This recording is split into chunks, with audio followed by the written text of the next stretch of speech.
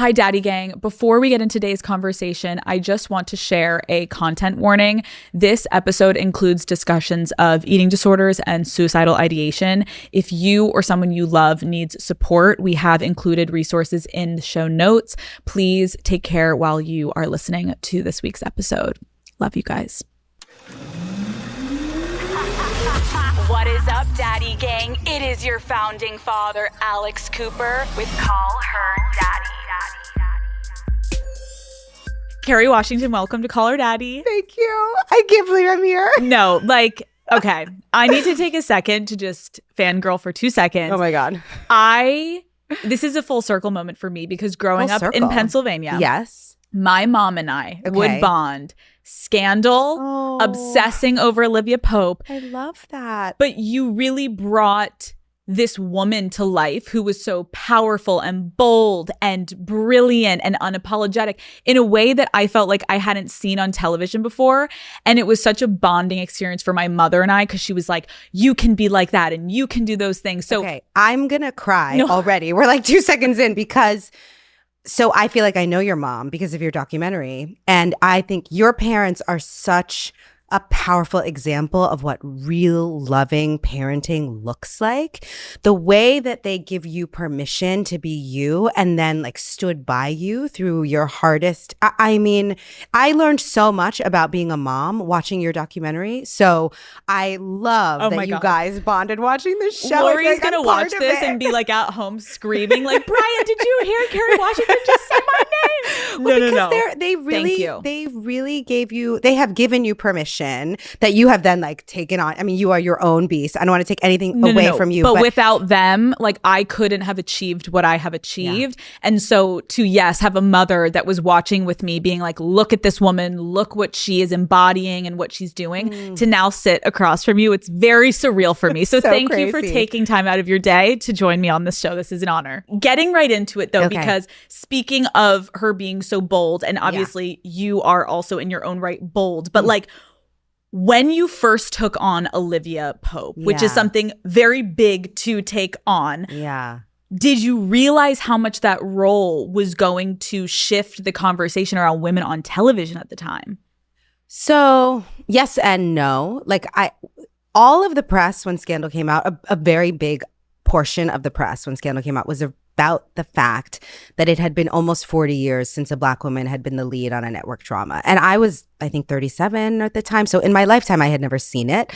A lot of my peers, we'd never seen it. And so there was all of this talk about how historic the show was.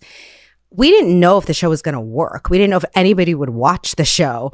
But that kind of pressure around it, I felt like if we don't win, it might be another 40 years before a woman of color has the chance to be the number one on a show. But that's a lot of pressure to also put on yourself. But also, again, it was an exercise of like really trying to be clear about what I can control and what I can't. Like, I cannot control whether people turn on their televisions on Thursday night and watch my show. What I can control is my work ethic, like pouring my heart into it, leaving it all out on the court, like doing everything that I can do to make it great. And also on the marketing side, like we had that whole idea to live tweet the show. Like I can do everything in my power to try to make it a success. But in the end, I can't control what happens. It's a great point. And in those beginning days, like what qualities did you love about her when you first read the material? So when I first read it, I literally threw the script across the room because I was like, this is me. Like it felt like it was written for me. It was, but also like there were 20 other actresses that felt the same way. So I had to audition multiple times. But I think what I loved about her was, it's so funny because this is very related to the show I have coming out now as well. What I loved about her was that she had the presentation of power. Like she performed power in the world. And she was very powerful. But also behind closed doors, there was this contradiction of being like so heartbroken. And like her personal life was a mess, just a fucking mess. Just a little bit. Yes. And so that dynamic, that duality, I really identified with. I really identified with like the presentation of self versus the truth of self. I love that too, because I agree, which we're going to get to your new show. It's like the presentation of a woman, most people just take that at face value. Yeah. And it's like, that's never, it's never as it We're seems. so much more complicated and cool than that. We have more going on. Please. Of course we do. In what ways did she challenge you in those beginning days? Well, I think she taught me a lot about leadership. Because the character was the leader. You know, she had her own company. She was the leader of all the gladiators. She was the most powerful woman in the White House. And in real life, I was number one on the call sheet and eventually a producer on the show. And so I think she really taught me a lot about what it looks like and feels like to be the lead character, both on and off screen. Interesting. Yeah. In a way, how empowering, because sometimes I feel like as a woman, like, that must have been kind of incredible to be given the... Yeah, I was like role playing leadership. There was like literally like put on the shoes, put on the suits, just like it's your job to pretend that you have all the power in the room. It was such a great exercise. It was like a training ground for me. What's also so crazy to me is, as we're talking about this, I know that obviously this character became one of the most beloved on television of all time. You were going to completely quit acting altogether almost before you started Scandal. Kerry, what was going on in your life? It's happened a couple of times in my career. Because I love to act. I love acting. I love the research. I love like disappearing into a character. I love figuring out how she walks and what music she listens to and what perfume she wears and how she speaks and how she stands. I love all of that.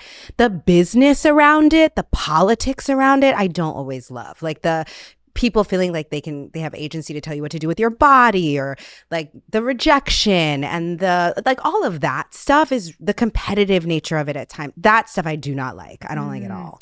And that's what I think has been so fascinating whenever I've gotten to sit down with actors and actresses. It's like, we see the glamorous parts. We see the billboards. We see I'm binging. The premieres. Exactly. And I'm like, I love this character. But to get to that point, there is a lot that goes into it. There's a lot of executives that have a say. There's a lot of marketing and branding. And they want you to be malleable. And so there's also a dynamic at play where you're kind of a pawn as an actor. And that until you garner some form of power, you kind of have to play the game, and you have to decide at what expense and like, or what level are you willing to where push do I yourself? draw the line? Yes. Right. And I think for me, that's part of why I really fell in love with producing. About halfway through Scandal, I started my production company, Simpson Street. We made a film called Confirmation, where I played Anita Hill.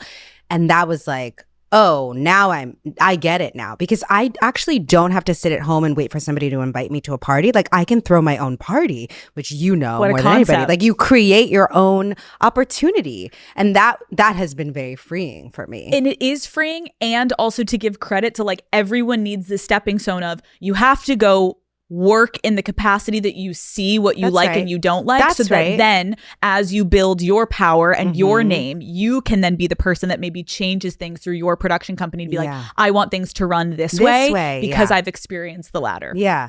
And I think, as you know from your journey, like, you don't always know exactly what you're doing in the beginning.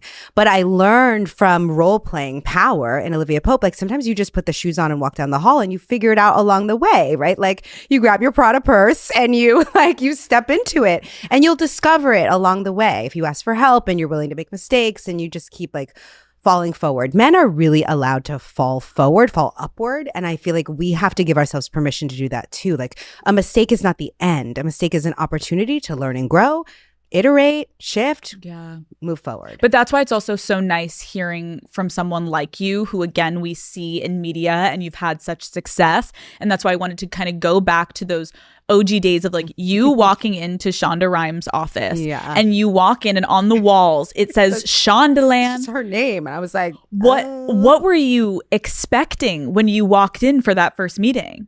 I think I was worried. I was nervous because she had so much power, and like, to walk into, I wasn't comfortable yet in my power.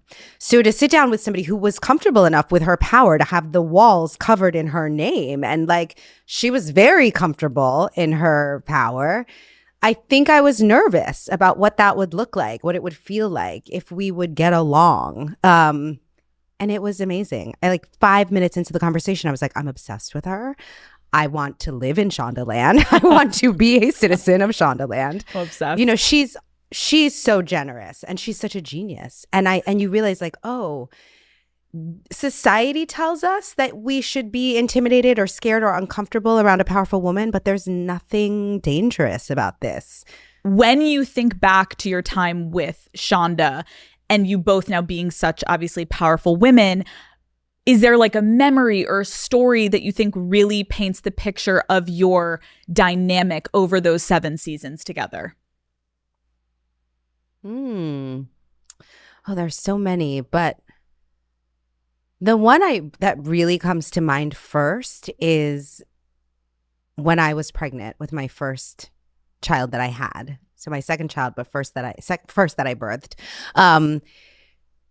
I was so nervous to tell Shonda because I knew that it could be very disruptive to our shooting schedule and to our work environment. And I was determined to work for as long as I could and, you know, to keep the show going.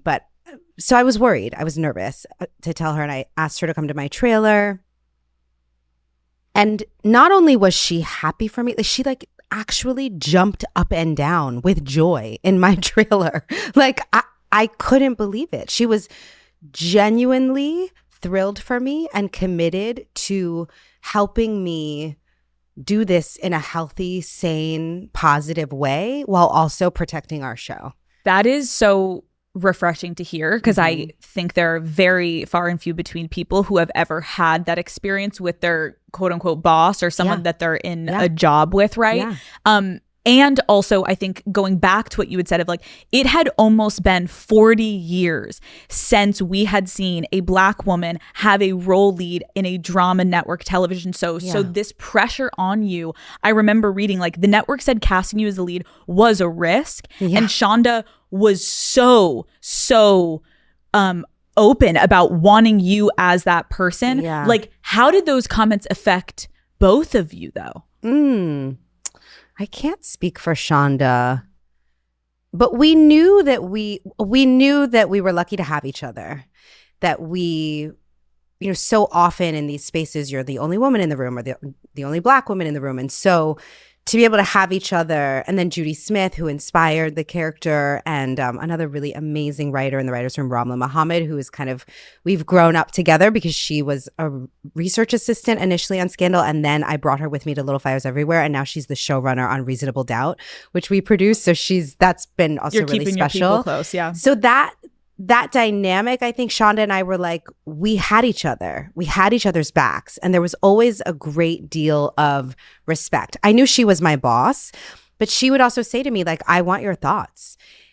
But I would say like 4 things that I loved about a script before I ever gave any feedback that was to change something, right? Like, and I wasn't manufacturing that. It was really like, there's so much that I love about this. And also there's this one thing I'm bumping on. And like, now, obviously, we know it's such a success, but and in that moment, hearing from executives like this is a risk, then you have success. Like, was there any part of you that was so happy to be able to prove people wrong? Like, was there any element that you were still looking a little bit back to how they didn't potentially want you in the beginning days? I think the thing that I felt most was excited that it wasn't going to be another 40 years. Like halfway through Scandal, ABC launched How to Get Away with Murder. And you had Quantico, which was not a Black woman, but a woman of color. And you had Empire on another network on Fox. Like you had suddenly networks were like, maybe it's not so much of a risk. In fact, maybe we need to find our Black lead. Like they were really clued into the cultural value of allowing Black women to stand at the center of a story. And I think it was so exciting for audiences too. Like there was this mutual excitement. There were people who loved the show because suddenly they were seeing themselves on television, and that was so fulfilling. And so just like, I felt so proud to be offering my sisters that opportunity. And then there were all these people that were like, I knew Olivia Pope was the Black woman they were closest to in their life. Like they were being allowed a window into the life of a Black woman that they didn't have any Black women that they were that intimate with. And both of those things were so exciting to me because they were both kind of collapsing the idea that there's a group of people that don't matter, right? What you're essentially also saying is scandal opened the door in a lot of ways, because it was like, had this not been successful, you're right, it could have been another 40 years, and instead it actually propelled so many shows to immediately get on air because of its success. So because of that, we need to play a little rapid fire. Okay. No pressure. I'll participate a little bit. Okay. You know, okay, I good. also rewatched it recently, so like, don't worry. Call Her Daddy is brought to you by SoFi, the all-in-one finance app where you can bank, borrow, and invest. Daddy gang, you could be scrolling, sleeping, doing all the same things that you're already doing, and still making money, honey. That's the whole idea behind investing, and the sooner you invest, the more potential you have to grow your money. And listen, I know how intimidating investing can sound, but starting early doesn't mean you have to start big. SoFi makes it easy to get started on a platform that's actually easy to use, even if you're totally new to investing.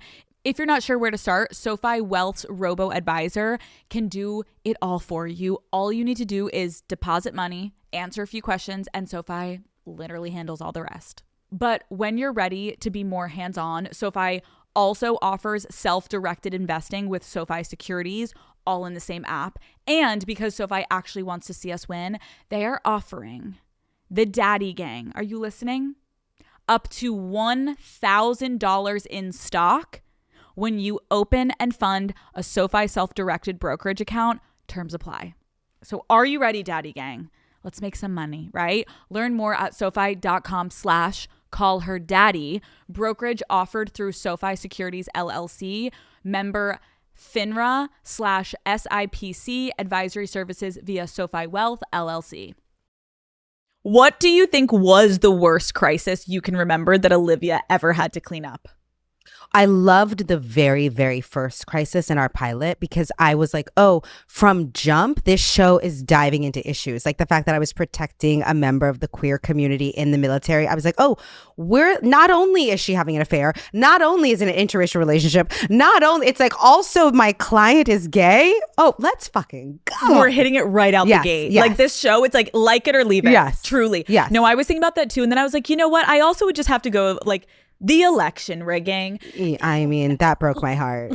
That broke my heart. I was like, of all the things and the cases, I don't even want to talk about that in the world we live in right now. I know. It's so scary. Truly. But yes, but that I was was like, horrifying. Citron and the Defiance, Ohio. Like, I was stressed. Yes. Well, I think also Olivia getting kidnapped. Oh, that's when I was like, what is happening? Yeah, it was insane. Put our girl back in that Washington. Hair was insane. I just remember being like, why are they doing this to her? Fitz, fix it. Okay. He did. He tried. He did. In your opinion, what is the most iconic Olivia Pope line of all time? It has to be It's Handled. It has to be. It's the one that gets quoted to me most often. Yeah. Is It's Handled. I agree. I also wrote down, I know this isn't the most iconic, but I remember this because I was like, I wish I could have said this to an ex-boyfriend. Tell me. You said, I'm not the girl the guy gets at the end of the movie. I'm not a fantasy. If you want me, earn me. Until then, we're done. I was like, why did I not use that on a boy? Like, that is gold. There's still time. Okay, fair. Well, I'm married, so yeah, I'll tell Matt if we're in a fight one day. He's like, what are you talking about? I'm like, you don't get it. Okay, what was the most fun episode to film and why? Oh, wow. Anytime we had like big state galas, like this is probably not a nice thing to say, but actually the episode when Fitz got shot was so much fun to shoot. Like that dress, I'm obsessed with that dress. And it just was so dramatic, and the exteriors, it was just I remember being in that hospital. We shot at a hospital on location. It was truly this like very windy night. And so I remember like the moving camera and like the wind is blowing my hair in the gown. It was like, this shot is great. I know it is. Stunning. I was very stressed. Also, I loved when you would wear gloves. Oh, yeah, and the like, gloves. You would go all out. Gloves. That's sometimes directors would be like, "Do you need gloves?" We'd be like, "Yes, yes." It needs to be so over the top. Yes. Olivia would. Yes. If you had to choose, what was the hottest Olivia and Fitz moment? If I had to choose, I think the hottest Olivia and Fitz moment was the first time, and this was Ava DuVernay's episode, the first time we got to go to Vermont. I just think that house was so beautiful. The like helicopter landing on the lawn. I think that whole moment was just so beyond dreamy. And, you know, that we got to actually see Vermont was pretty spectacular, which was really Calabasas, not Vermont. But Stop. Wait, stop. I'm like, you never told me that. What are you talking sorry, about? Kerry, no, you're in Vermont. Oh my God. making jam. Oh my God. I can't unsee that now. Okay. You have your phone. Yes. Would you call Tony and ask him what he thinks his favorite go-to iconic romantic moment of the two of you was? He might be on set. Let's try it. Let's try. If not, I'll tell you mine. Way Okay. less interesting. Well, you have to tell me yours regardless. He's going to think something's wrong. He's like, why is she calling? I must. Oh. Hi, Kerry. Hi, Tony. Hi. I'm in the middle of an interview. Yeah. And I got dared to call you. So I have to ask you a question. Are you ready? Should I say uh-oh? Yeah, you should Yes, always I'm say uh-oh. Where are you right now? Just give the fans some context. Where are you? I'm in Washington, D.C. Of course you are. We're doing actually, my kids are here in Janesville. They're going to take them to see our show, Shea Joey. Oh, Tony's doing a show in DC at Arena. Everybody should go see it. Okay. Yes. So I have to ask you what you think the hottest Olivia and Fitz moment on the show ever was. Whoa. We had a few. We did have a few. I mean, the 1 minute. I didn't say the 1 minute. I probably should have said 1 minute. Is that what you were going to say? No, what were you going to say? I was thinking having sex in an electrical closet. Oh, there's that one. That was like somebody was getting baptized, like one of your children, right? We were such bad people. We were. My favorite 1 minute was sitting in your apartment. That's the first one. The Was first it the 1 first minute. one? Yeah, the first one. Well, no. Well, in chronological order, the hallway. In the hall. Yeah, That was also- but on the show in filming, it was in my apartment. Yeah. I said Vermont. I was like the first time we got to see Vermont. Oh, Vermont. Yeah, that was right. Yeah, that was pretty good. That was one that Ava directed, right? Yes. Yeah, good memory. Thank you, Tony. All right, I'll let you go. I love you madly. I'm good. I'm just in the middle of doing you, Call Her Tony. Daddy. Call her daddy. So we called her daddy. We called Olivia's daddy. Tell her daddy says hi. Okay. Bye. Love you. I'm having heart palpitations.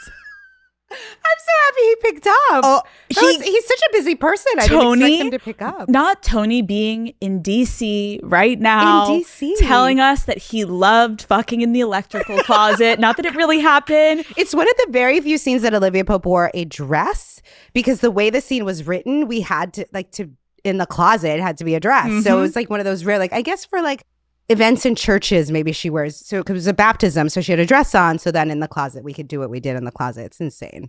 So you two have stayed friends since. Yes, although it's hard for me to get him on the phone because he mostly hangs out with my husband, which is hilarious.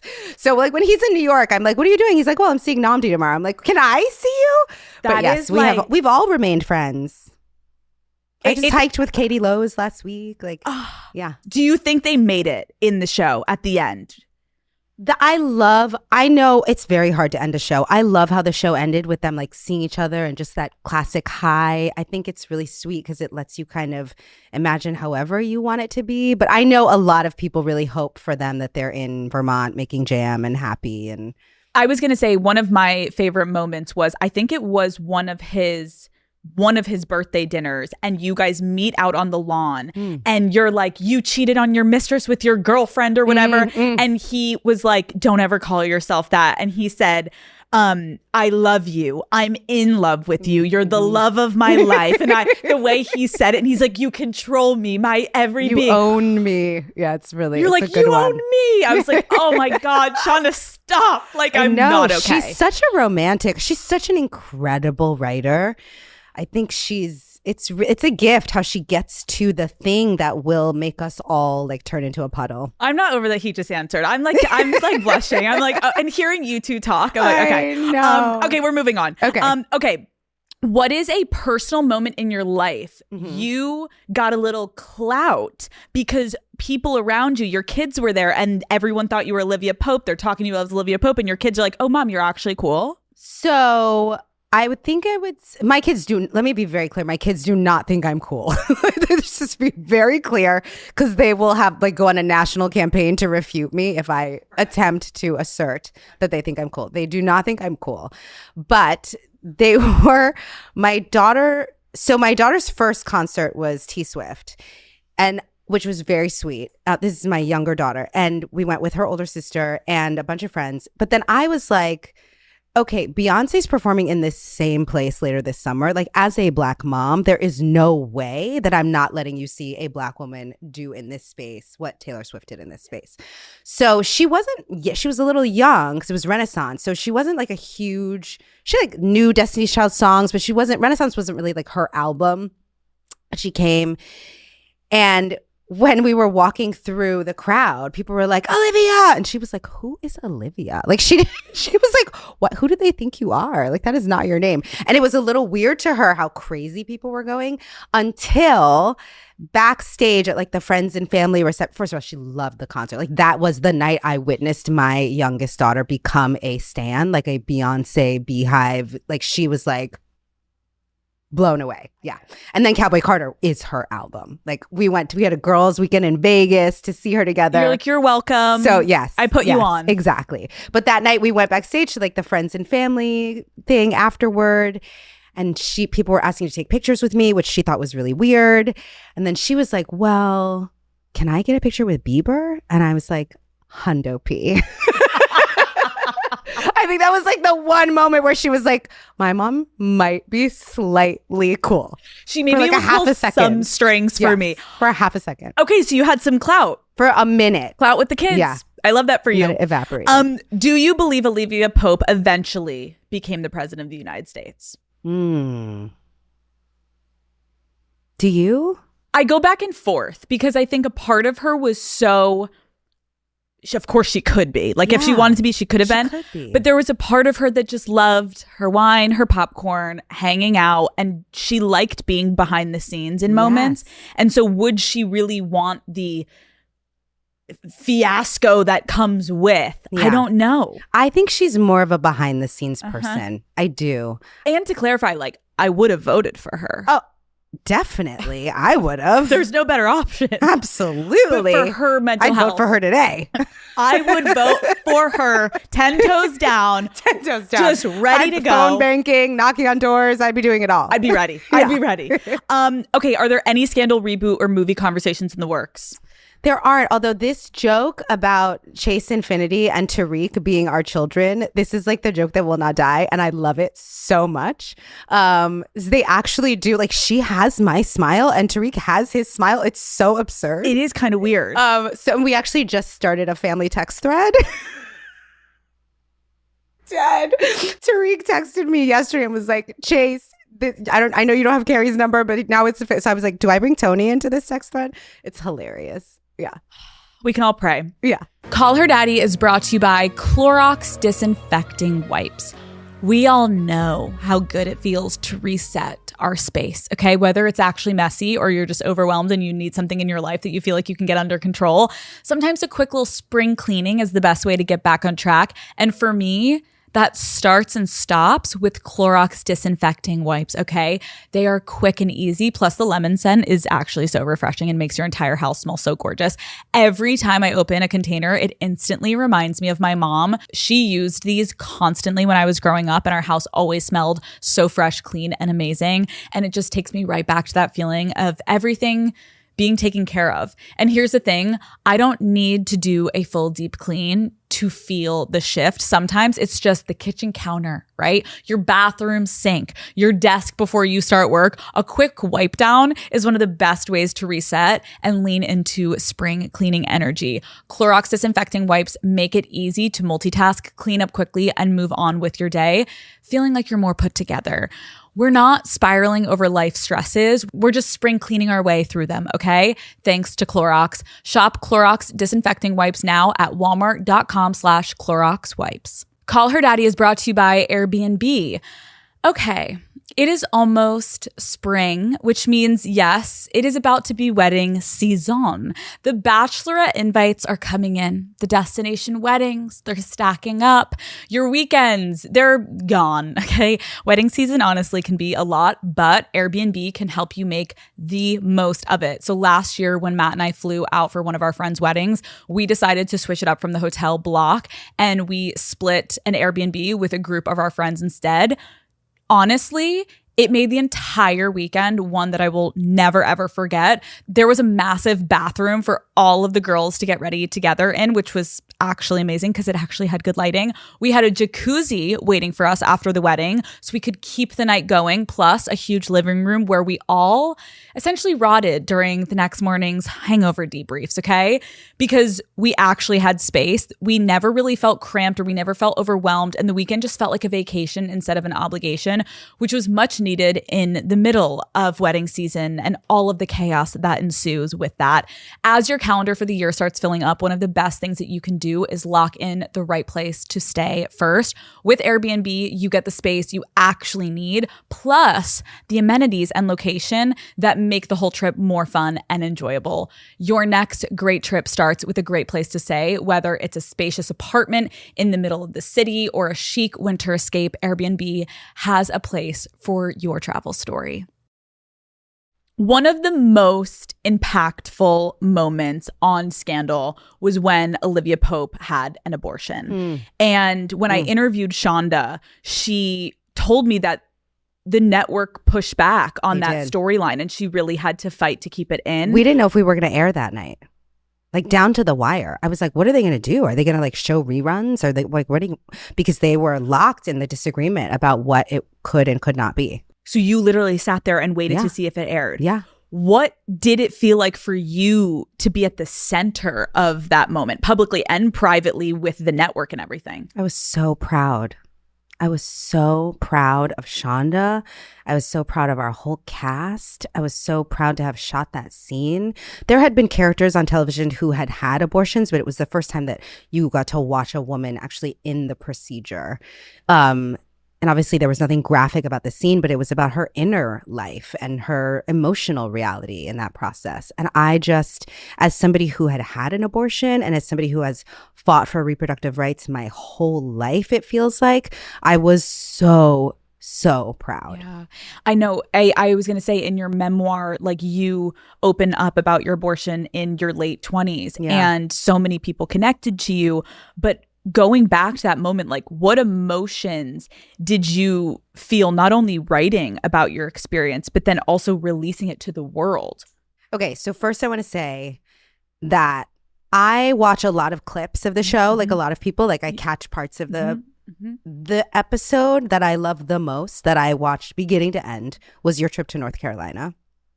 And you say in that episode, if there's one episode you're going to watch, it should be this one. So I just want everybody who's listening, if you have not watched the North Carolina episode, pause this one. We're not going to go anywhere. We will be here. Pause this episode. Go listen to and watch the North Carolina episode where you are so brave, and that work you do is so important in that episode. And then you can come back and we'll be here. We'll link it right below. Go ahead. We'll be right here. Okay. So welcome back. Thank you. Now we're here. You're educated. Perfect. Let's go. Great. You see what a badass she is. Okay. When I was writing my memoir, I did that thing that people tell you to do of like, just write everything and then you can decide later what's really going to go in. Because if I wrote the book thinking about people reading it, I would have written one word. Like, I would not have gotten past the first page. So I did a lot of writing of just like vomiting on the page of experiences. And I remember the morning that I was like, I'm going to write about this thing. And I wrote about my abortion experience and I was like, that's never going to be in the book. And I like put it in the file of things that will not be in the book. And then when I handed in my book to my editor, there was a line later in the book about my abortions and miscarriages. And she was like, hey, like circled it. Can we get more context here? Like, you just drop this in the book, but you don't share about your miscarriages or abortions. And I was like, oh God. And I had to like file through my computer to try to find it. And then having some distance from it, rereading it, I thought, I want to share this. I do want to share this because a lot of what my abortion story is about is my personal loss of privacy. And it is our right to privacy that has been taken away from us. That is how Roe v. Wade got reversed. And I just think I'm not a bad person because I've had an abortion. And you get to disagree with, anybody gets to disagree with me. Absolutely. You don't think I did the right thing with my body? You are allowed to believe that. I don't love the judgment, but I make room for it because everybody is who they are. What you can't do, what I don't want you to do, what I'm going to fight till the day I die to make sure you can't do, is to make decisions about what I do with my body. Like, your opinion is yours, but my body, my bodily autonomy, my ability to decide how and when I start a family, that needs to be mine. Yes. It's so sad because it sounds so simple. It sounds so simple. And obviously it's not. For you, Kerry, like, you felt, like you said, ready to tell it, but were you nervous at all about the reaction? I was. I don't know if my parents even knew at that point that I had had an abortion. My husband knew, but I know there were friends and family members who didn't know. So I was nervous, but I also felt like, I mean, what's the point? And at this point, I was writing this book, like, really revealing myself. I talked about my eating disorder. I talked about my genetic background. I talked about sexual abuse. I was like, why would I hold this back? Right? Like, what would I be protecting and holding this back? And I think our reproductive lives are so shrouded in secrecy. We don't talk about abortion or miscarriages or adoption or infertility or even our periods or menopause. And I just think we have to take the cloaks off of our reproductive lives. Like, our bodies are our bodies. Abortion is healthcare. Infertility treatment is healthcare. Like, it doesn't have to be filled with shame. It doesn't. And I think what is so hard, though, is because it is, and that is the stigma, it does take strong women like yourself who come forward knowing there is going to be backlash, knowing there will be judgment, knowing that there are people in the world that may never look at you the same. You could lose fans because of this, because it is such a definitive line in the sand for some people. So it does. It hurts me to know that it's also at the cost of so many women having to be so strong in the capacity that they shouldn't have to be. You know, I was thinking about it. You shot that scene for Scandal, and you had not at that time publicly talked about your abortion yet. Was it triggering at all to film that scene? I don't think it was triggering to film it. I do think it was cathartic. It like allowed me to sometimes in my work as an actor, what I'm doing is like what looks like truth on screen is often because an actor will try to find the closest truth that I know to what the character is going through and share that through the character's body and through her words. So the gift that I got in filming that scene was I got to share my truth through Olivia Pope. I got to say, like, this is something that happened to me. This is something that I chose. This is something that I've lived through, and I'm not going to hide it anymore. Even though I was hiding it, like on some like deeper emotional level, I was able to say, like, I'm going to step into the truth of this moment and share it with all of you. So you just showed up every day that you were filming that, just keeping it to yourself and just pouring it into the work. Yeah. And at the end of that, it just fully felt cathartic. There was It felt like I had less to hide. That's the healing that often happens through characters, is that I feel like, and you must have felt this also doing your documentary, that like on the other side of it, which was your real truth, on the other side of it, I just often, when a character is really, when I'm lucky, a character lets me share a truth through her. And on the other side of it, I feel a little bit healed. It's beautiful. Yeah. I know that you also wrote, which I think is so important to point out, because to women who are listening to this is probably a very, very relatable feeling of the shame and embarrassment that you were feeling leading up to the procedure, and the loneliness, right? If you could go back, what kind of empathy or just kindness do you wish you could have shown yourself? It took me a long time to forgive myself, not for having the abortion. I really knew that that was the right choice for me, but it took me a long time to forgive myself for getting pregnant. And I learned a lot about myself, I learned a lot about what was going on for me mentally and emotionally that I allowed that to happen. And it really invited me to figure out how to stand up for myself and my boundaries more, how to be more honest with myself in the moment, and how to stay in my body. Like, I have a lifetime of disembodiment of like, based on sexual abuse, based on all kinds of stuff, like of leaving my body. And I feel like so much of my life and my work as an actor has been about trying to figure out how to be back in my body and live and stay present in my body. And that experience was really like a line in the sand for me of like, this is the situation I have found myself in because I do not know how to stay in my body and in my truth. I mean, that's so, even hearing you say that, Kerry, it's so, one, yes, like hard, but also two, I can't help but be like, yes, but it does take two. And so I can't help but be like, oh, but give yourself even more grace in that. Sure. But I'm hearing what you're saying also, which I think is one of the most terrifying and scary and unsaid things that women go through, which is, why didn't I advocate for myself? Yes, why didn't I say no? Why wasn't I more clear? Why wasn't I? And how did I get lost in the moment? Like I was at that point, I had been a sex educator for like decades, for over a decade, because I started doing that work, sex education work, when I was like 13. So I was like, I knew better. Like, how am I getting swept up? Like, what is going on? But it was like people pleasing, perfectionism, disembodiment, all of that. And I think it's so much easier. We can read something on a paper, we can ingest it in a lecture.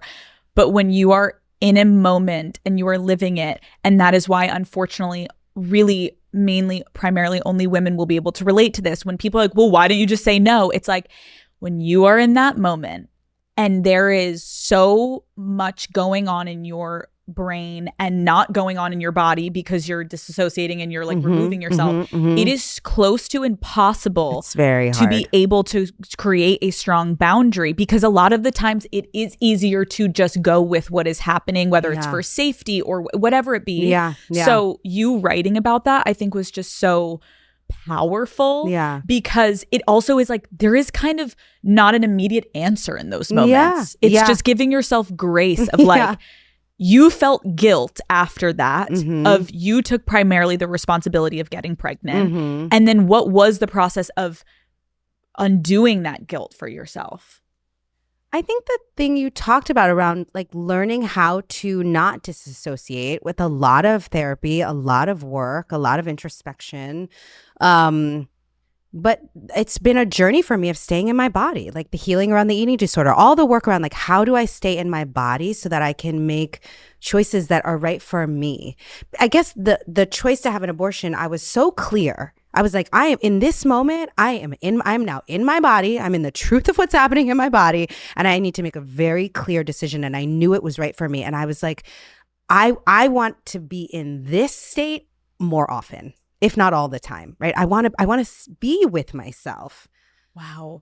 And I remember when you wrote, I know legally clinics have to ask the questions to make sure that this is the right choice for you. Yeah. And in your book, you describe this as having to essentially defend your choice for an abortion. How did it feel in that moment to have to justify yourself, to get yourself to that point, feeling confident in yourself, knowing this is what the right decision is for your body, and then someone looking at you being like, let's walk through, are you sure? Yeah. How did that feel?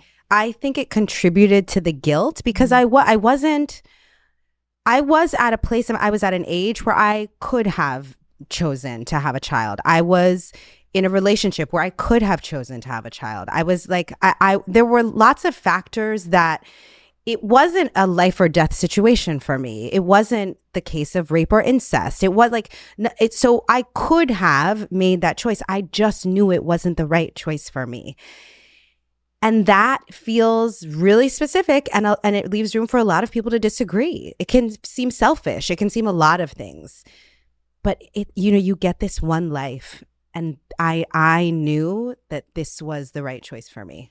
What do you wish more people understood about the realities women face when it comes to abortion?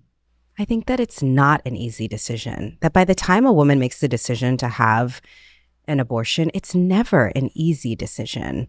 And so I think we need to give people grace around making the choices that are right for us in our life. But I think also one of the things I loved about your episode was when you challenged that guy around like, well, shouldn't young men just get vasectomies? And then like when they're ready to have babies, we can reconnect them. And I think that all of the onus gets put on women. It's just so unfair. It's so unfair. And the minute that I tried to engage him in the conversation and include them, they're like, whoa, whoa, whoa. It's like, but what laws? But you're legislating my reproductive organs, so why can't I legislate yours? Why are there no laws around men's bodies? And it's like, well, hold on. And you're like, and so I agree. It's like, I think where we're at right now is it feels impossible. Finding a way to bring people to the table to have a conversation, because we're sitting here right now and there are women that don't have the same right that you did in the moment. My daughters don't have as many rights as I did at their age. Neither one of them. That's a travesty to me. And, you know, if this was really about saving lives, then we would do a better job taking care of the children that exist in the world right now. Like if everybody who believes that abortion should be illegal was also like really ready to come forward with supporting education and healthcare and resources for families to be able to thrive, we could maybe understand this conversation a little bit more, but it doesn't feel like that. It doesn't feel like it's about care for a child. It feels like it's about control of a woman. And maybe control of children too. So I just, I think actually the real answer to your question is like, we don't have to be silent about this. I know that we are in a moment where we have fewer rights than we ever have had when it comes to our bodies, but we still have a lot of rights. We have the right to free speech. We have the right to be able to protest. We have the right to vote. And we have to like take advantage of the rights that we have to try to grow some of the ones that we've lost. That hopefully is what people can understand. We're saying it's like, if it is not the right choice for you, then you absolutely, that's fine. That's the beauty of living in a free country and a democracy. You get to like make choices for yourself. So let's make sure that is applicable to every single woman on this earth. That's right. Thank you for talking with me about that, because I just think there's so many women that listen to this and it is an important topic, especially right now. I want to pivot to your family. Yeah. Because the best part of me. Yes. And something that, you know, you referenced earlier and you mentioned in your memoir, a few years ago, you revealed that your dad was not your biological father because your parents used a sperm donor. Just take me to that moment of like, how did they break the news to you and what was that conversation like, Kerry? So when Scandal ended, I bumped into Henry Louis Gates, who is an incredible professor who has this television show called Finding Your Roots.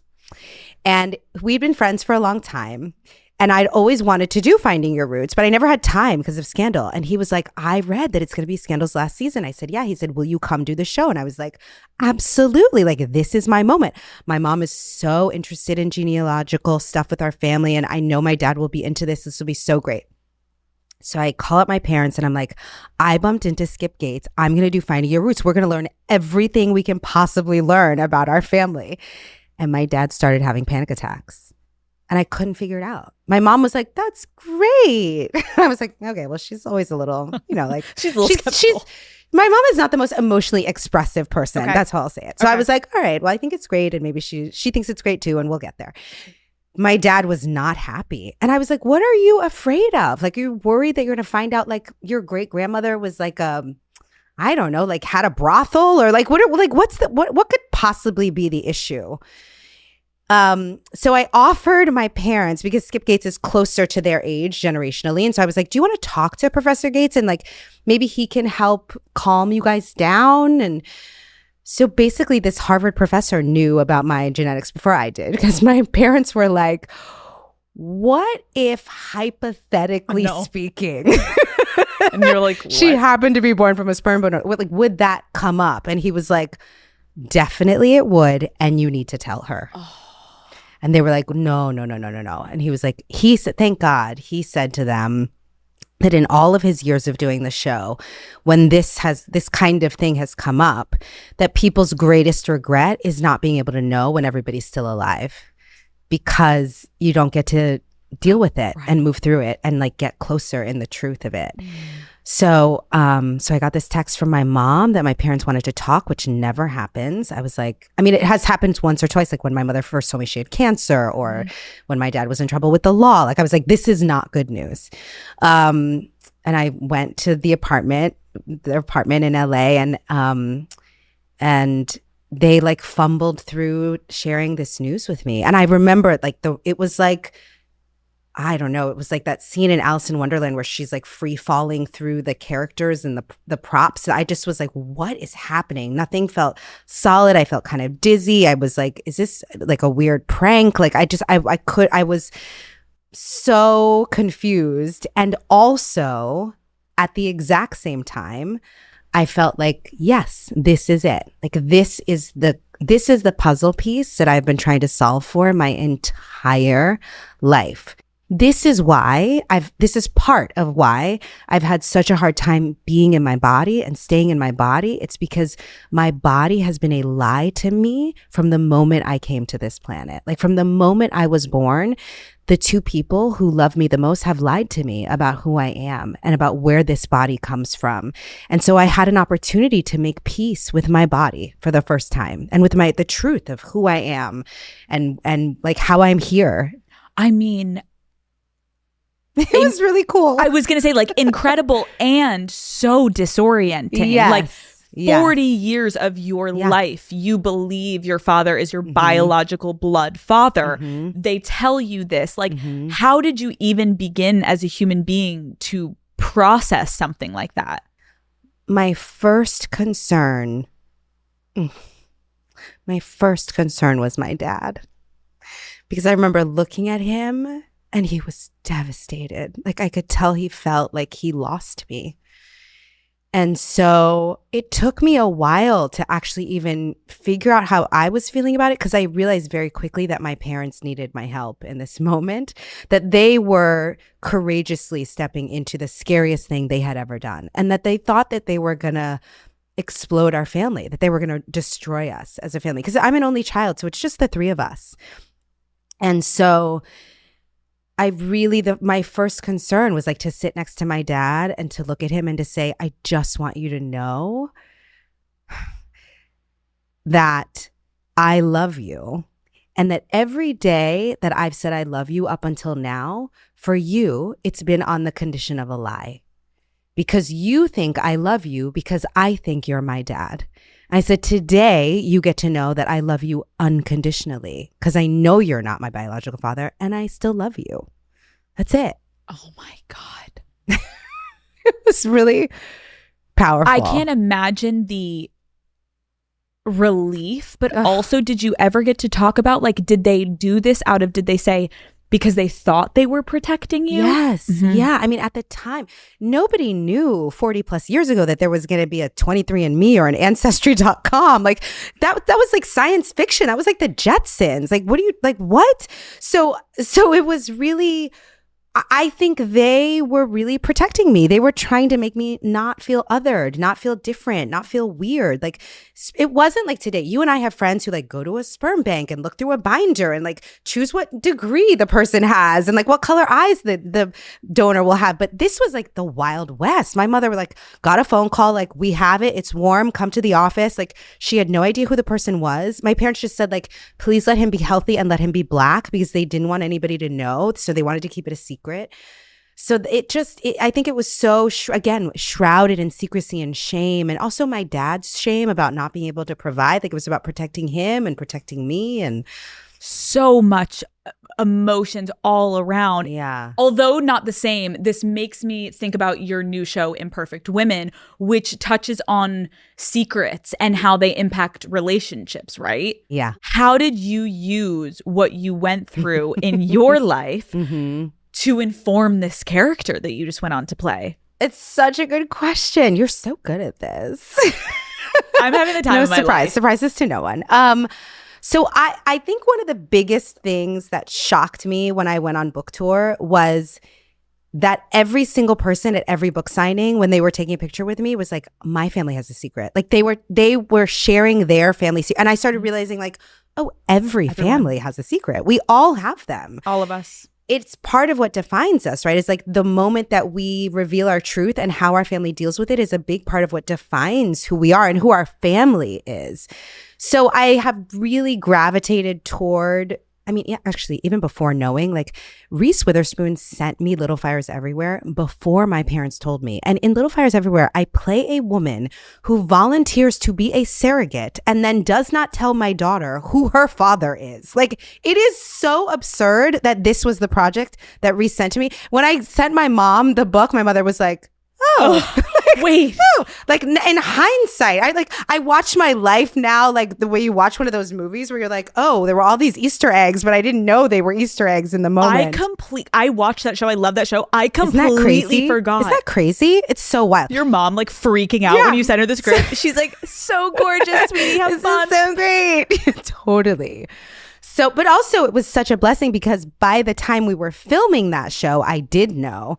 And then I actually got to step into my parents' shoes because I had this beautiful young actress, Lexi Underwood, saying like, tell me who my father is. And me through tears saying, I can't.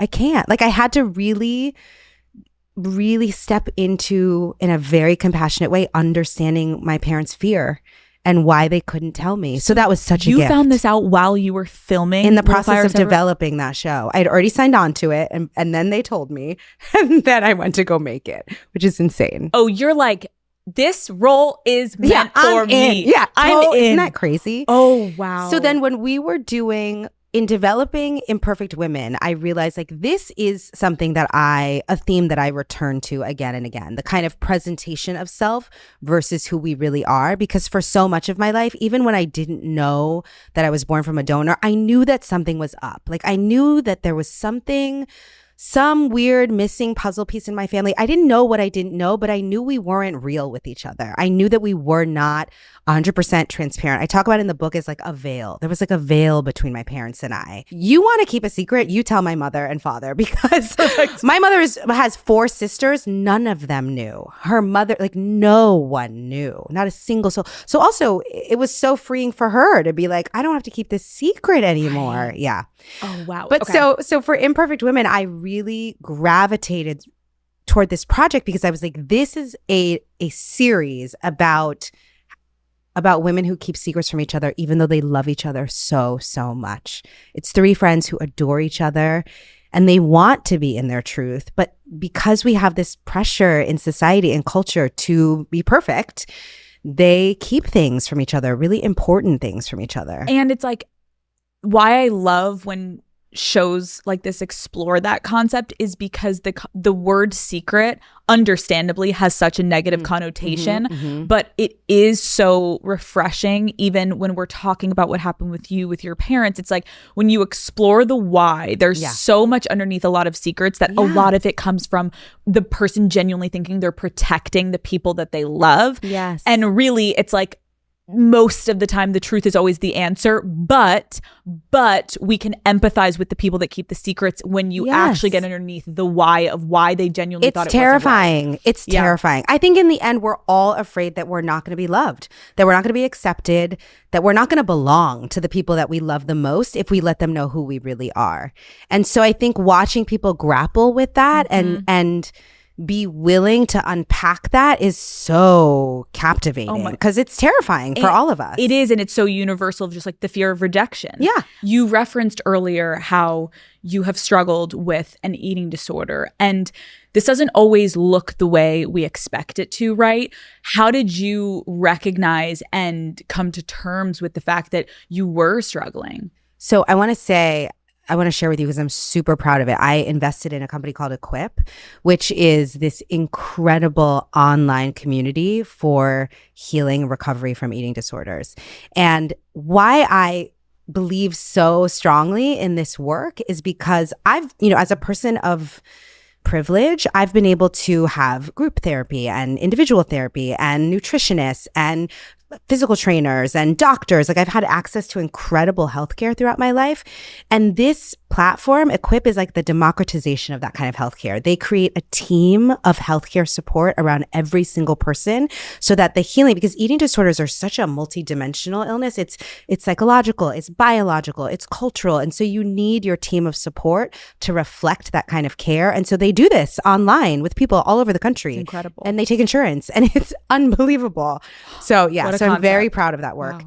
And for me, I think especially it's important because a lot of people of color go undiagnosed. People who live on the margins go undiagnosed. So people who are in the queer community, women of color, men of color, I think in general, we tend to downplay how dangerous eating disorders are, even though they are fatal.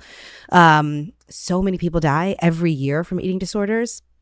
So I think for me, I recognized it because I knew that I was in a real mental health crisis. Like the thing that actually got me to get help with my eating disorder wasn't the food itself, wasn't the behavior with the food, it was the suicidal ideation. I was like, I'm using food as an exercise, as a tool to not be here.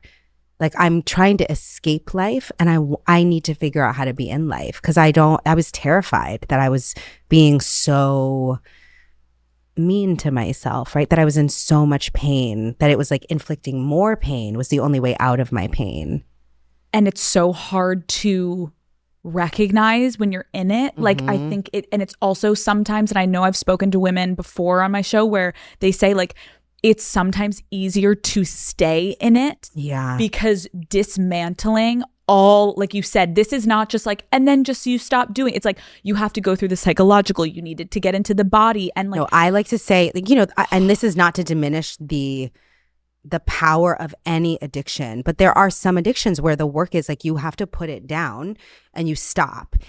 And one of the things that's tricky about an eating disorder is I have to take this tiger out of a cage and pet it like a house cat 3 times a day, right? Like that is one of the interesting dynamics is that like you can't just say I'm not going to eat. That's actually another extension of an eating disorder. So you have to be in relationship with this thing that is so challenging to engage with. I remember reading that quote of yours and it was such a it was so helpful to read that because I agree. It puts it into perspective that this feeling and this, whether it's disorder or addiction or whatever you want to call it, like it's ever present. You can't survive without eating. And so right. I agree. It's like every addiction is horrible, but this one specifically, there is such a complexity to it. It's similar to like the money addictions or the sex addictions where like you can't just give it up. Yes. But you got to figure out how to do it in a way that doesn't ruin your life and the lives of the people you love the most. Yes. Mm-hmm. What was your healing process like? I mean, it was the first thing that got me on my knees ever. Like the first time I ever prayed was to get out of this insanity where I was like the only thing, like my entire life revolved around what I was eating or not eating, how many calories I was burning. I was when I was in college, it was the worst. That's when I first went into treatment.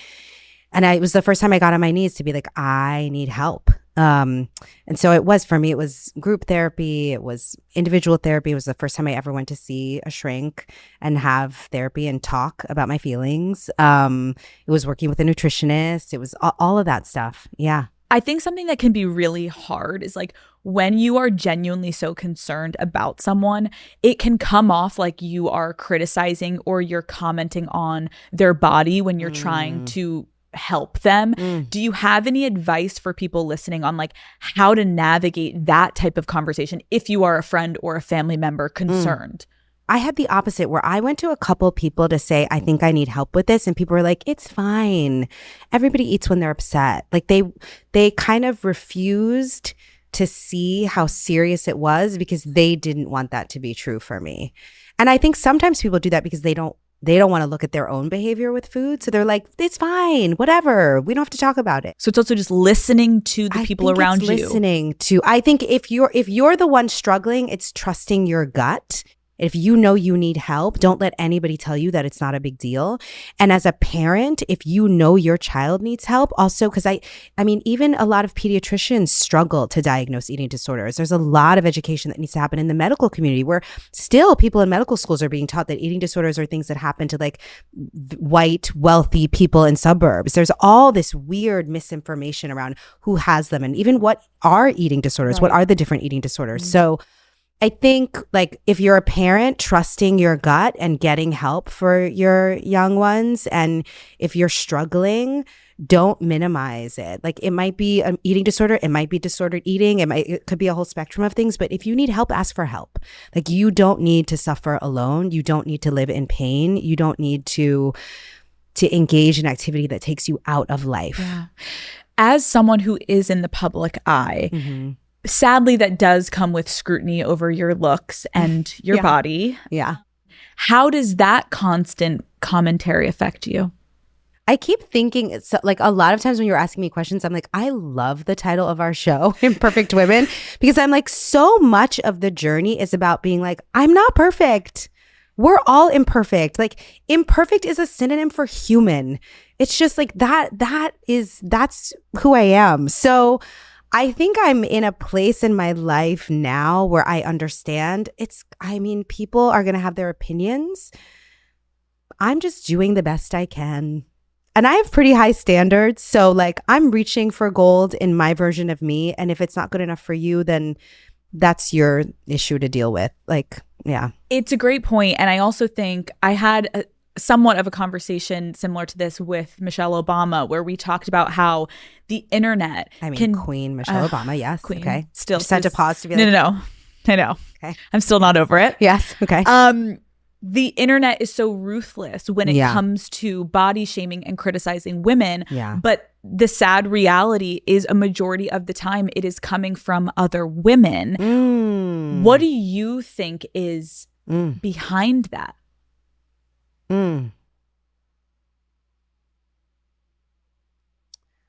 We're not taught to love ourselves. It's not like a core value, and it needs to be. And so I think a lot of times we reach for criticism of ourselves and others because we just don't know how to choose to be more loving. We don't know how. It's so true. And I think like when women go at other women, there's almost this projection that's happening, whether it's someone that's triggering something in you, whether you're seeing something that you wish you could be doing, or you it resonate with because it shakes your idea of what's acceptable. Yes. And I think like what I want to work on, and I think when Michelle talked about that, I was hoping like also my audience can work on, is like really pausing in those moments where you do have a negative feeling towards another woman and really trying to dissect like, why is this happening? Because where is this coming because from? We're only going to continue to perpetuate it. And the only way we're going to dismantle the patriarchy of all the men are just laughing. Like they're just like, oh my God, if anything, now they're all so busy tearing each other down. Like we used to have to do it. Now you're all doing it yourselves. Wow. It's like they've worked so long to put us in this position where we are below them, and we have to believe we are equal. And so we have to start actually rising directly next to them and looking at ourselves being like, the only way we're going to get there is if we actually shut our mouths the next time that we want to say something negative about another woman. I'm not saying you can't disagree with women. You can't be, say, I think the opposite of you, or I actually don't agree with what you are doing. Sure. But maybe the next time you think to do that, you stay silent, at least publicly, on that, or DM the person and have a private conversation. I don't know. I just think there's different solves to actually getting underneath how do we stop the war against women when half of the time it feels like we're in it within ourselves. Yeah. I mean, the thing is, what you're talking about requires a lot of maturity. Because there's a certain level of emotional regulation that when I get ramped up about something, that I don't just jump to react, but that I pause. Like, I feel like such a big part of being an adult, a mature adult, is in the pause. Like, am I willing to pause, take a beat, look at my side of the street before I'm reactive? And it's really, I feel like it is at the cornerstone of being able to grapple with a lot of really challenging relationships. I mean, it's really important in parenting. Pausing is really important in parenting. I can't imagine. Because you get triggered a lot. You get activated a lot by stuff. It's a great point. And I can't help but think like you've been in so many rooms with men and women in this very heightened industry. Do you have any moments where you realized you were kind of being set up to compete with other women, and how has that evolved for you as you have kind of come into more power compared to maybe the beginning days where you didn't have as much of a say? I will never forget this. I think it was Chris Rock who said this to me, that the most racist thing that's ever been done to you, you'll never know about because you weren't even in the room. I think it's true in sexism too. Like the most sexist decision that gets made about us, we won't even have access to the moment it got made because it will be in a room that we did not have access to. So that's wild. It's a wild idea to wrap your head around. But I actually think of a moment that's a little bit of the opposite. Like I referred to this earlier when the script for Scandal was circulating. Everybody was obsessed because we hadn't seen an opportunity for a Black actress like this in our lifetimes. And everybody wanted to read for it. Everybody thought they were born to play this character. And God bless Shonda. She was like, if you want to read, I will let you read. Like she saw everybody because she understood the hope that lived in the pages of this script for so many people. And I remember speaking at a luncheon for Essence magazine after I had gotten the part. So it was a room full of Black women. And I don't know how to explain this, but I'm going to try. I felt nothing but love in that room. And I knew that there could have been, like I could have been standing in front of that room in front of all those women, many of whom I knew were like down to the wire. It's like down to me and 4 other women. All of them were in there. There was no sense of competition. There was no sense of like, it should have been me. There was no sense of how dare she. It was all like, you have to go win this thing. Like, we believe in you. You got it. Now you have to go win for us. And that magic, I was like, I know that this is not the norm. I know that this is rarefied air that we're all breathing right now. And I felt so grateful and responsible for them, for all of us, for standing up, for representing all of us. And by the way, there may have been some of them who went home and were like, that bitch, like, I know I could have done that part with my eyes closed. I don't know why she's doing it. Like, I'm not saying those feelings weren't there, but I'm saying like in that room, the energy that they were consciously sending my way was all love. I mean, that though is, I agree. It's like we can always focus on the negative, but that is such a testament to the statement and the reality that has kind of been built out, is that there can only be one woman at the top. I know. And although in that moment it was proving true, as you're saying, I am a Black woman in this position that for 40 years it hasn't happened. And so it is on my shoulders right now. But how incredible that you took that and you had all these women standing there being like, we are rooting for you. You have to win. You have to win. And I always say, like, I didn't change history. Like, I was going to come in and know my lines and make strong choices. I was going to do my job as an actor no matter what. The person who made history, that was our audiences. Like, audiences all over the world, they tuned in and they made a point. They were able to prove to the network that it wasn't a risk, that it was actually a strong ROI, that we were going to bring the value. So when I think about that moment, I also think all of those women, they were the women who were like retweeting and reposting and joining in on Thursday nights, because when we were a grassroots, mid-season replacement show, it was like Black women who were first like, you got to watch this show. You got to watch my girl Kerry. Like, that's that energy. So we did all win together. There was only room for one, but it took all of us to break that door open. And then there was room for more of us to go through it. Right. Back to what you said, all of those shows that followed. Yeah. Yes, at first there was only, and that is, I think, what like ending that conversation, it's like that is what we're talking about. It's actually, yes, if it can only be one woman in the room, we have to believe that she's going to work her ass off, and it will allow for the rest of us to also rise with her, and we have to believe that. We just have to. And look it's what happened. why we can't tear each other apart for our imperfections, because when one of us comes forward to say, I had an abortion, it was the hardest thing I've ever done. It was a really difficult time in my life, but I made that choice. When we allow her to do that, we allow other people to say, I have a secret too. I have a secret too.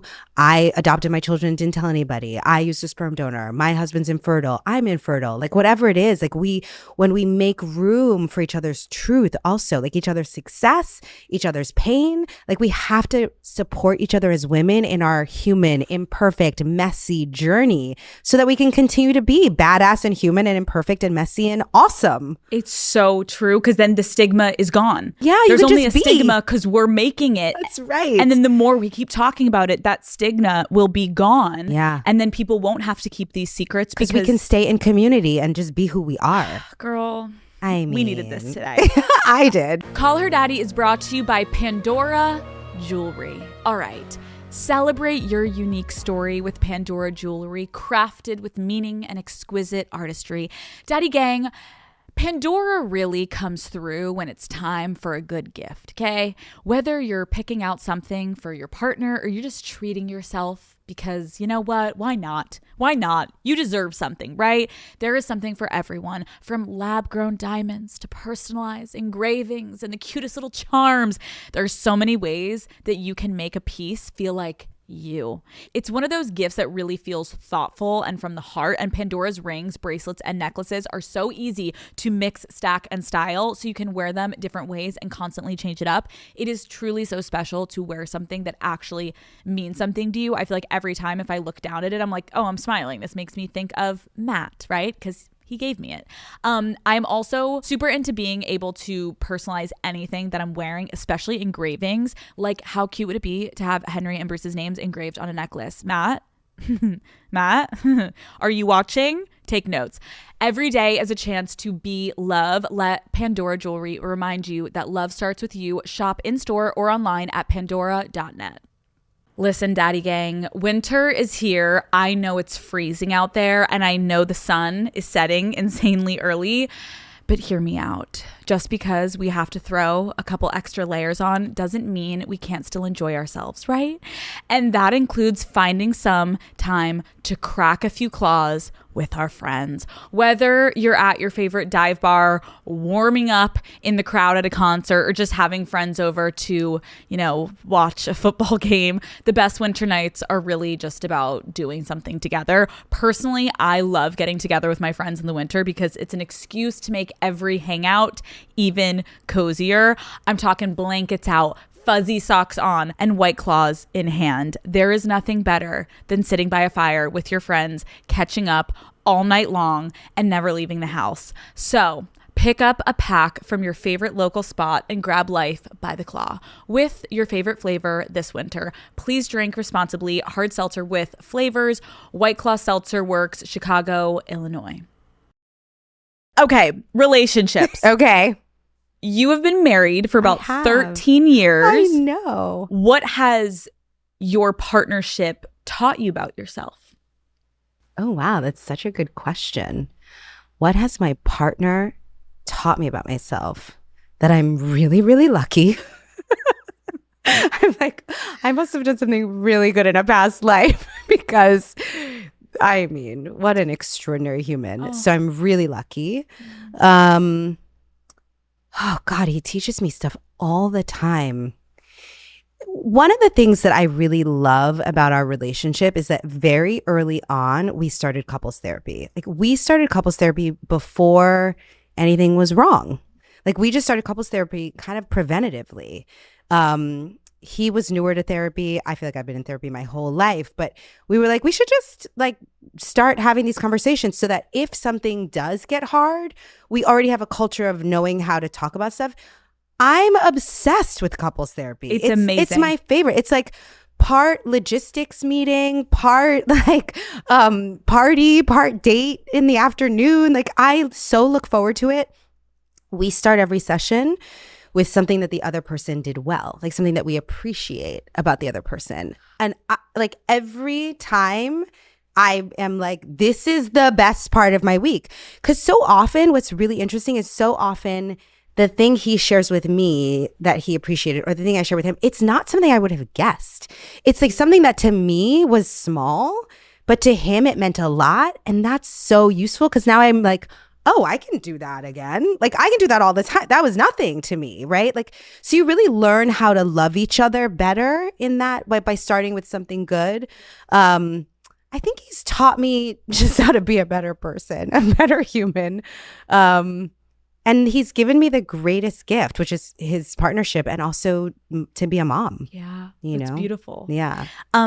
Something I was thinking about is you have been able to maintain a career and obviously you talked about motherhood, right? Yeah. To anyone listening that's like, girl. You in particular? Yeah, I'm like, girl. How Anybody who's thinking about starting a family. Yeah, I'm like, to anyone that's maybe thinking about that one day, how? Girl, give me the advice. What do I do? How do you do it? I have girlfriends who I have said like, you should just come over because it's a little bit like you just need to see it. You just need to see it in the wild. Like you just need to be like, oh, like it's chaotic, it's crazy, and it's awesome. Like you just gotta, like you just have to come over. Perfect. Yes. I'll just watch it. Yes. I'll just watch it like a TV show. It's like seeing a lion in the wild. You're like, it's real. Okay. Perfect. All right. Well, we can do it. I would say you're never gonna feel ready, or by the time you feel ready, then you're like on a clock. I don't know. Just follow your gut. Yeah. Follow your gut. I know. I feel like that's a lot of what I've read online or like seen people talk about is like there's only so much advice you can give to people and then it's like you got to just throw yourself into it because everyone's made it work somehow. Yeah, that's right. Like it's gonna be hard. That's right. But there's also a journey you need to go on for yourself. Yeah. That there's only so much you can read in books or listen to on podcasts and it's like you kind of got to live it. I would say two things. Okay. One is just think about it. Like, don't not think about it, right? Like, the biggest thing I say to my girlfriends is like, don't just make your whole life about work. Be open to thinking about where these other pieces can fit in because Michelle Obama says this all the time. You can't have everything all the time, but you want to make sure that by the time the things you want, by the time you're ready for the things you want, you're still able to do them, right? So like, really you're so strategic about your life. Like, don't be afraid to be a little bit strategic about this. Yeah. It's great and advice. Plan, right? Like take it seriously. This is part of the plan. This is part of the plan. So take it seriously. I feel like Olivia came out a little bit out there. It's my name on that door, but it's your name on that door. So act like it. Okay. Like, this is the plan, Alex. I'm like, yes, keep going. Yes. I think also a lot of my audience is in a phase right now where they're maybe getting engaged or they're thinking about marriage. Yes. And the way that you just said, you know, you feel so lucky with your partnership. Like, is there any conversations that you do think are essential before getting married that maybe my audience could benefit from having? Well, I do think not being afraid to allow independence in your marriage is important, right? Like I remember having a conversation with one girlfriend who was just like, they have to love Indian food. And I was like, but why? Like, I will eat Indian food with you. First of all, you can go to an Indian restaurant by yourself. And also, I will always eat Indian food. Like, you don't have to like all the same things all the time. If anything, it's good if you don't. It's good if you have separate interests. It's important. It's powerful. It's meaningful. And then you get to come back to each other and have something to talk about. Like, so I think not being afraid of independence is really important. And I think the family thing is important. Like, do you want to have kids? Do you not want to have kids? I think that's really important. Yeah, I actually really love the independence topic too, because I think to anyone listening, it's also like so much that goes into the beginning days of a relationship is this conscious coupling of like, do we work? Do we have the same this and this? And do our lives merge? And so much is seeing if you are compatible, which yes is important, but then you're merging so heavily and making sure everything aligns that then it's like, well, wait, what if one thing is off? And it's like, no.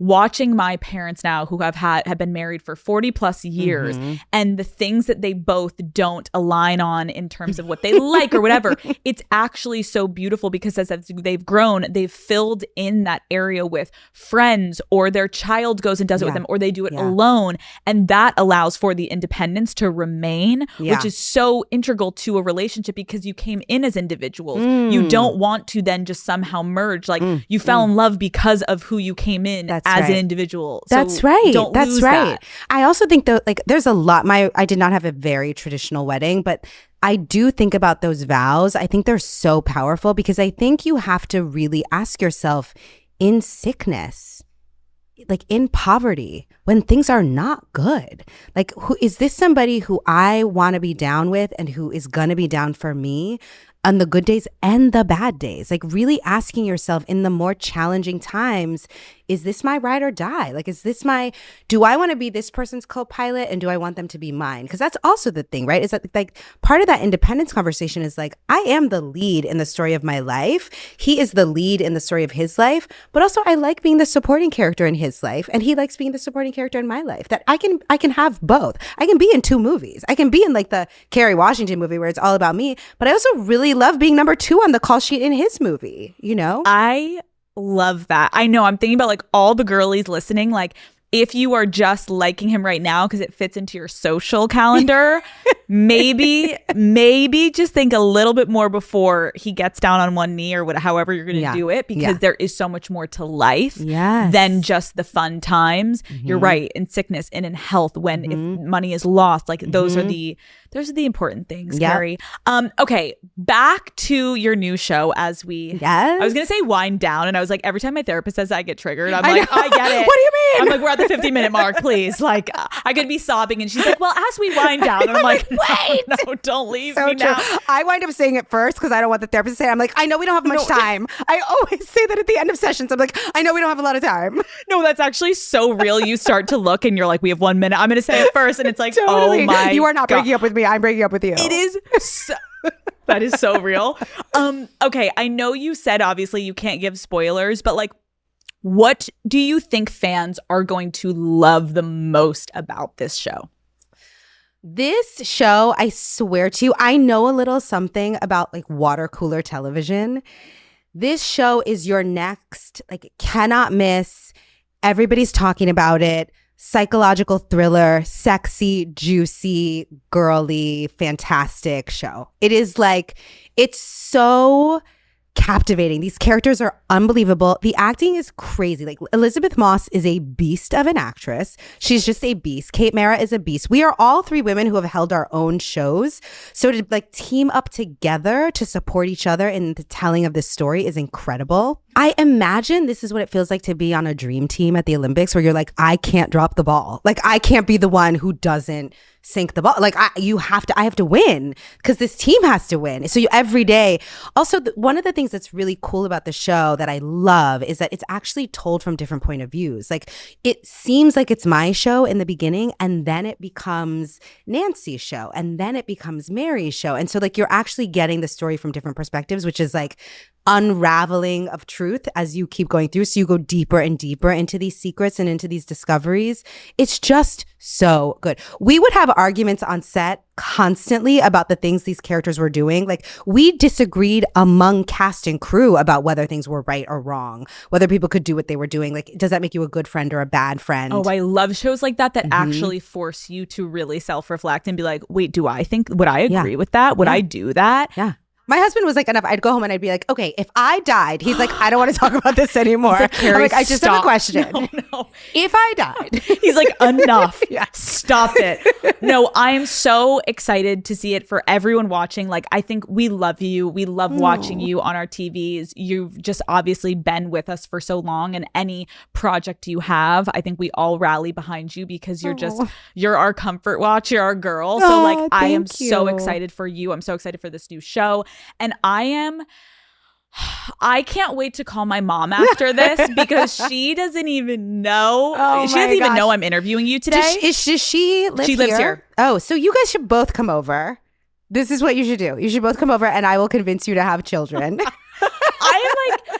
I'm gonna take your word for that. I've never followed up. No, I'm just kidding. No, that means so much and you're so sweet. And my mom would actually pass out. But thank you for your time. I know you're so busy. I know you have so much going on, and like to get 2 hours of your time to sit with you, to pick your brain, to go back and relive memory lane with the Scandal days all the way to the current projects. Like, you are such a special woman, and I'm honored to have met you. And thank you for giving me your time. Thank you so much. And thank you for forcing me to call my friend Tony. Tony, literally hearing Olivia and Fitz one more time, I was like, oh, I need to go rewatch it now. Thank you. Thank you.